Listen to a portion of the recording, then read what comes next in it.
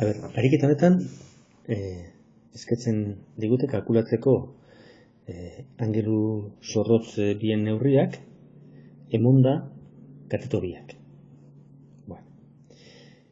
Triangelu luzenetan, definitu ditugu sinu, kosinu eta tangentenen formulak, badaukagu bai Pitagoresen teorema, kateto karratu berdin atxe karratu, eta badakigu angelu zorrotz bien arteko batura 80 graduko batura moten duela. Horren, angeluak edo ezagunak kalkulatu nahi ditugunean, eskura ditugun formulak erabili behar dira. Beti, kalkulatu nahi dugun adibidez, hau angelua kalkulatzeko, emoten dizkiguten datu biek erabiliz, daukagu formula bat.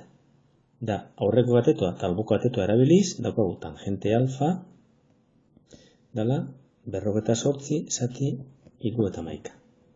Eta kalkulagailua erabiliz, alfa izango da ziftan 48 zati 3/11, eta moten dau, 34 gradu, 3 minutu, eta 39,27 segundo. Bigarren angelua ere eskatzen digutenez, beta izango da 80 ken alfa. Eta kasu honetan, emoten dau,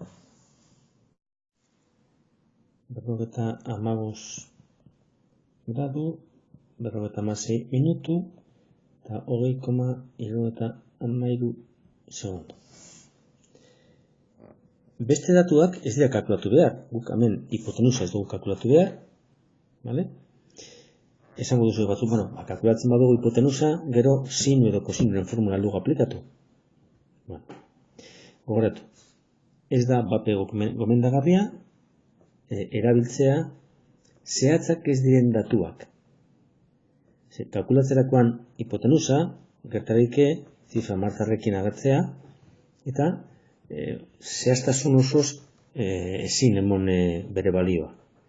Errore txiki bat badago hipotenusaren kalkuluan, angelua kalkulatzen dugunean, errori hori aldu handitu. Beraz, beti erabiltzekotan erabili behar dira datu zehatzak. Kasu honetan, emondako datuak. Beste bideo batean, nengo dugu bigarren ariketa.